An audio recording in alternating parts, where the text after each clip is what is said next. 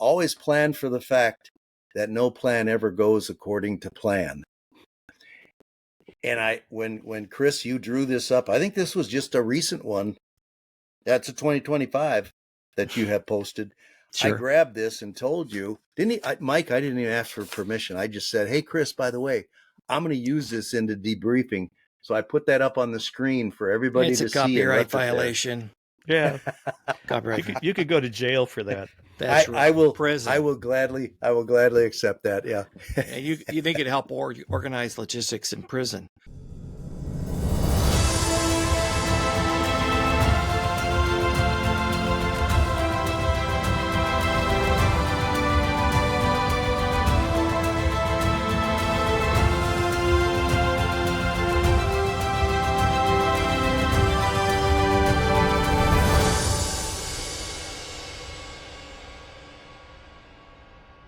Hi, everybody. This is Chris with Readiness Rewired, and we've got another Hotwash session here. I want to kick it over to a partner in crime here. Mike, are you on? Yeah, I'm on for sure. And we got our good buddy Al joining us, the other part of our three-legged stool.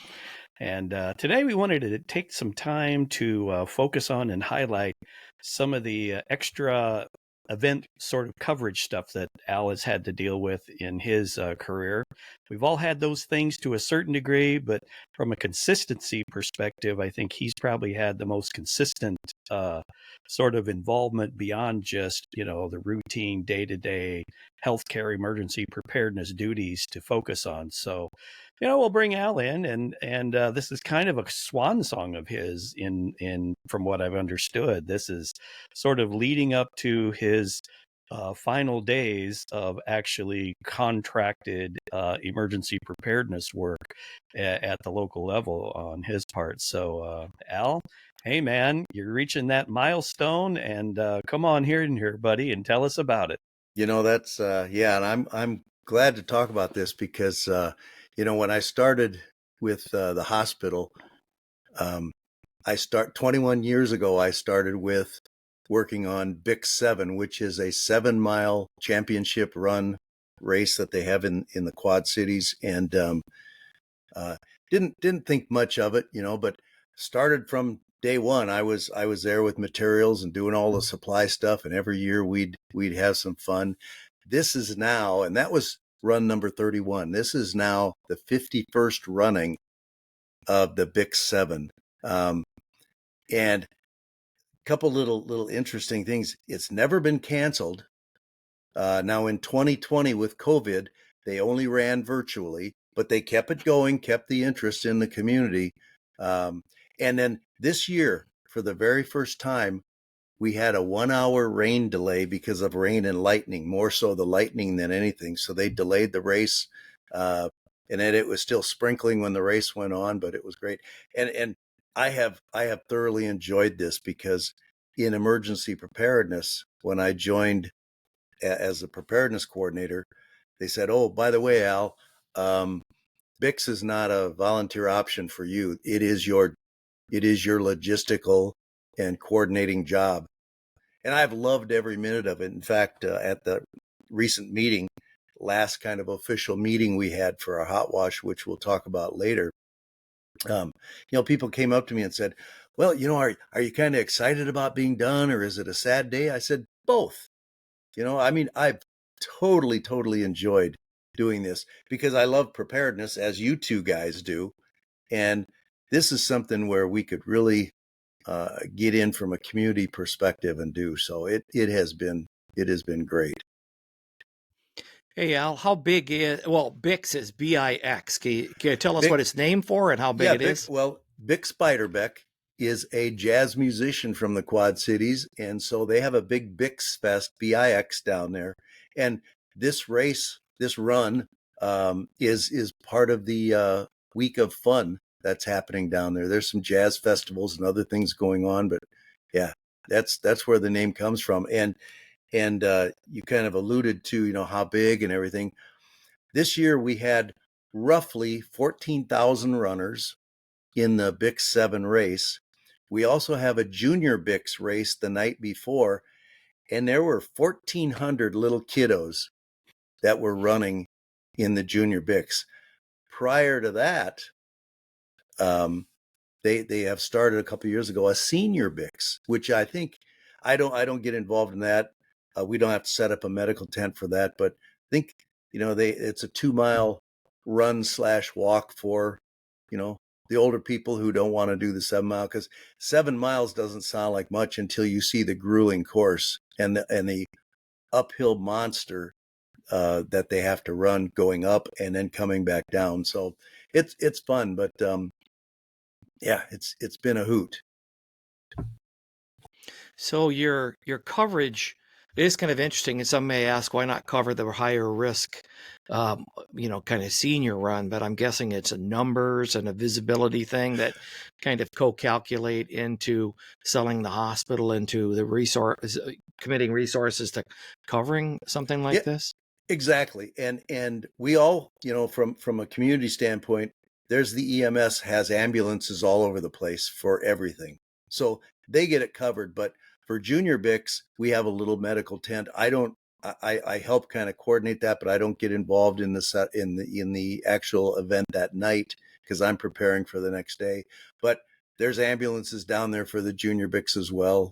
But for our location, with 14,000 runners, we try to really make sure that we try to keep the hospital decompressed and don't have everybody going to the hospital for all the things we do treat and see in the medical tent itself. Can you talk a little bit about the medical tent's staffing?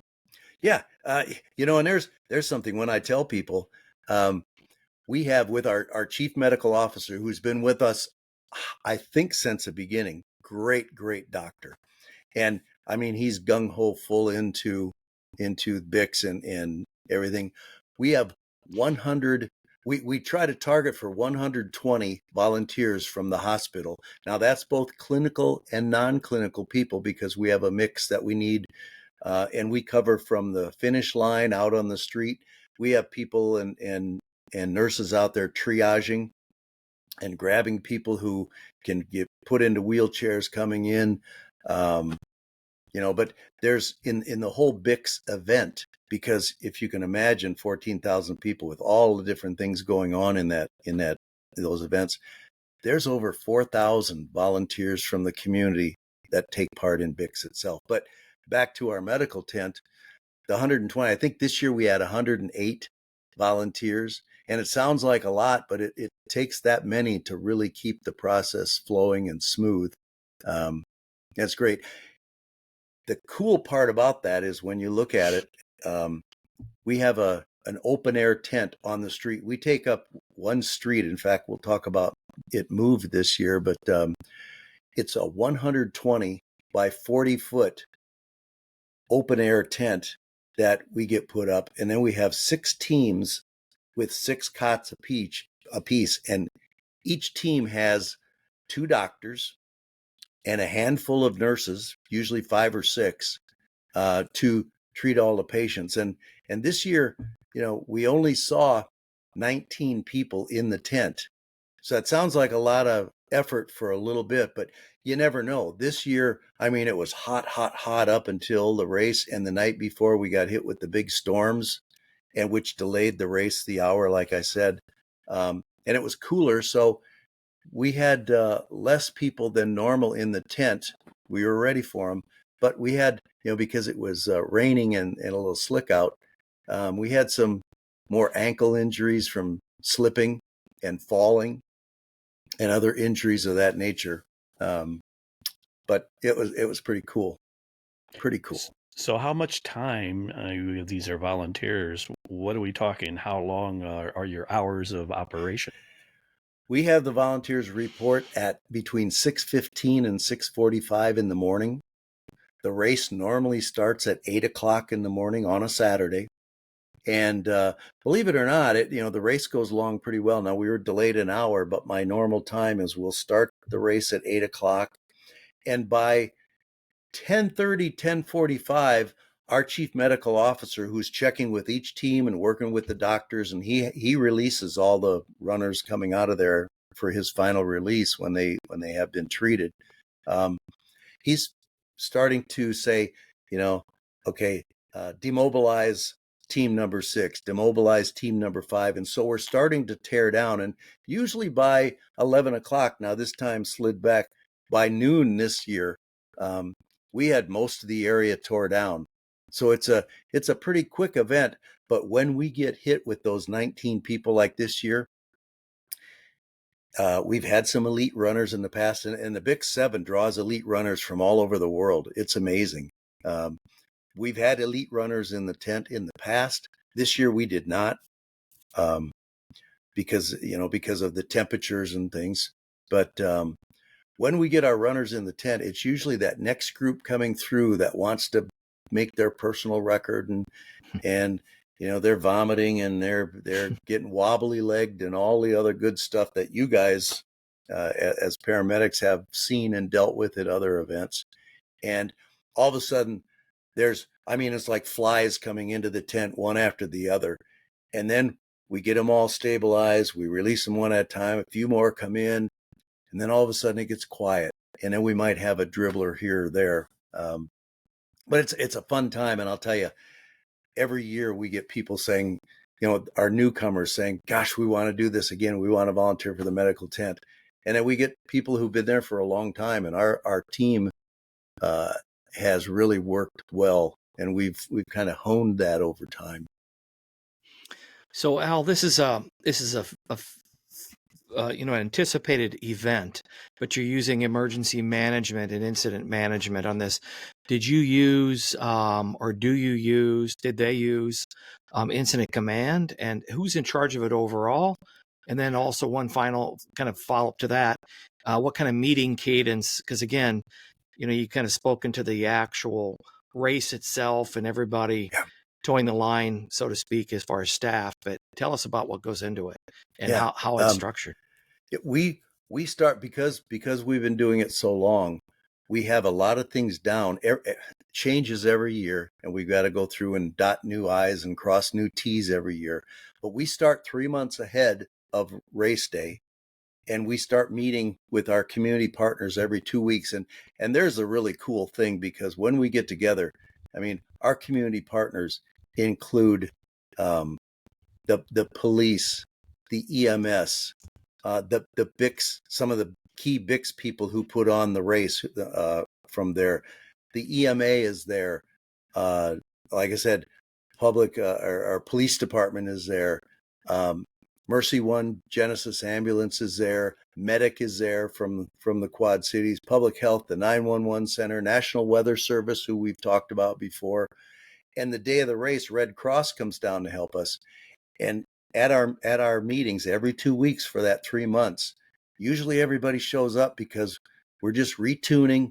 We're talking about what went well last year, what we needed to change, and we go through a process. And from a logistics standpoint, because I'm logistics chief in the tent, it's amazing the amount of work behind the scenes that has to go on so race day or run day is smooth, but so what, you two guys can relate to it. It's what we enjoy. It's what keeps us motivated and going. And I just love the whole prep thing for the 3 months.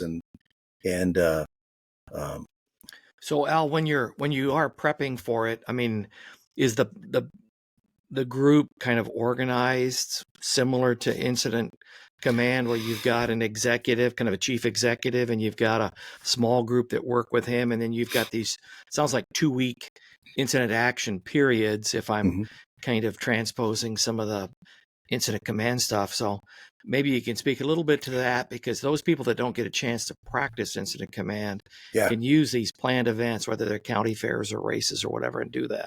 Yeah, we have a few different things going on at the hospital. Race day or run day, we do have our incident command set up. It's a small, it's our administrator on call and maybe a couple people in the office. This year we handled things a little bit differently because we had a new couple of team members from the emergency department, and we sent one of them over to the commands, the site command center, the area command, if you will, because Davenport Police takes care of that to watch over, because again, with the Boston Marathon and some of the other marathons we've seen before, we know bad things can happen.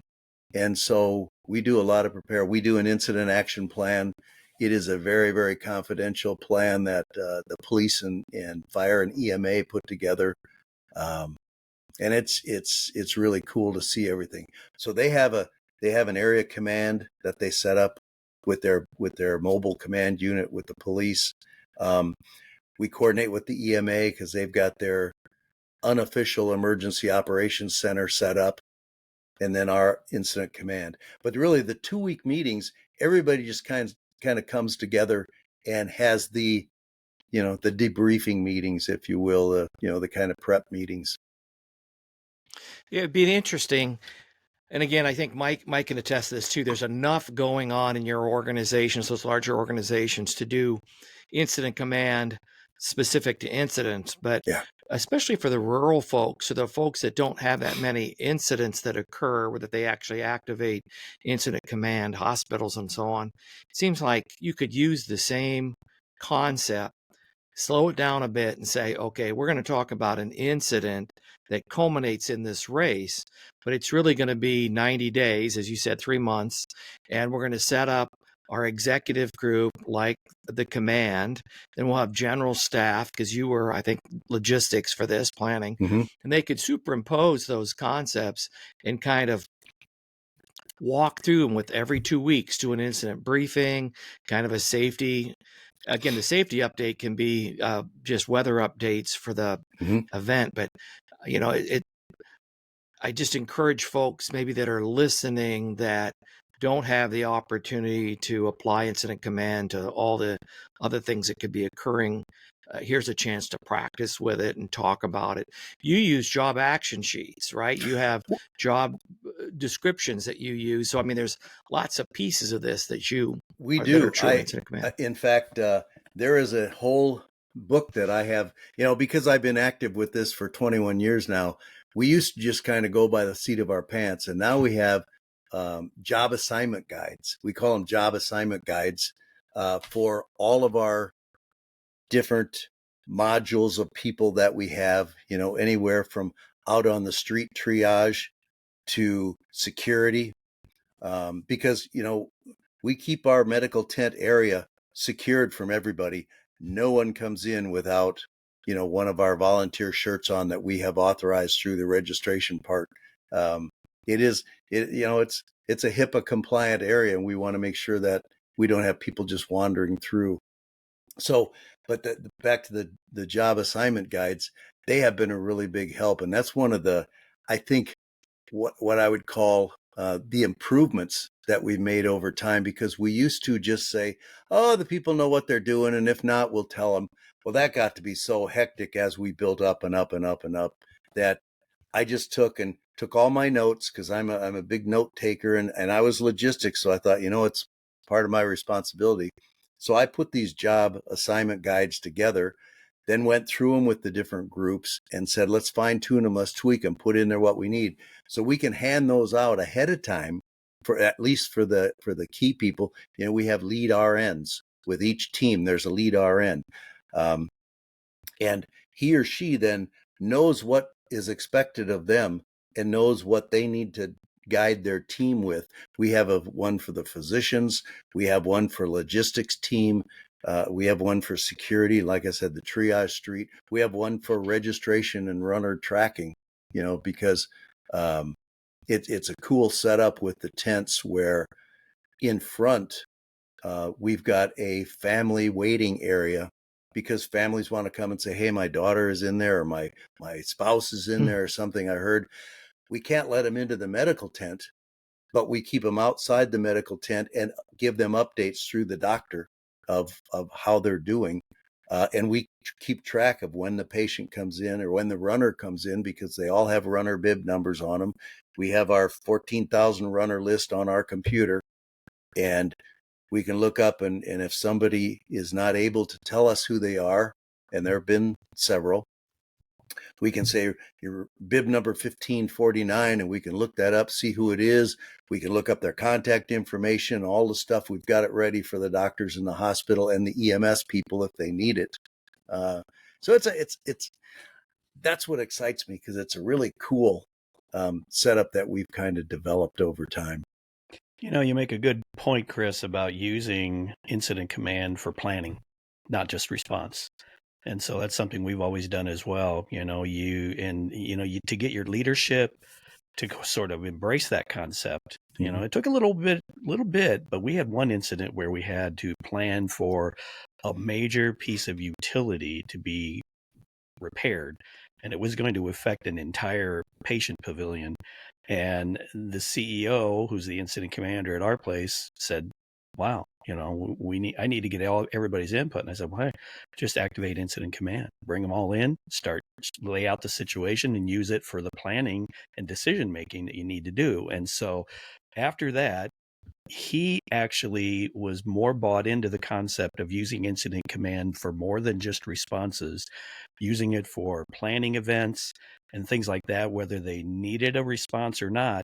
And that's a take-home message, I think, for everybody, is getting leadership comfortable with the concept of using it more often. And like you say, Chris, the rural groups, smaller facilities, don't have opportunity to really use it very often, hopefully, for actual response. Use it for planning. And, that way everybody gets used to the concept, the terminology, the overall sort of structure of it. Mm-hmm. And like what Al talks about is they've got, essentially what are job action sheets. And that makes sure that when you have those developed, now if you have new people coming in each year, now you can hand them something and say, "Hey, here's your job." Yep. I know Bob used to do this for the last 10 years, but Bob's not able to make it this month. So we're going to give it to you. And now they've got something to work with. So incident command makes perfect sense for planning for stuff like this. Yep. Well said. Well said. Yep. I mean, it creates some opportunities for continuity, for standardization, and also for, I think, Al, over the years, you've seen unexpected things occur.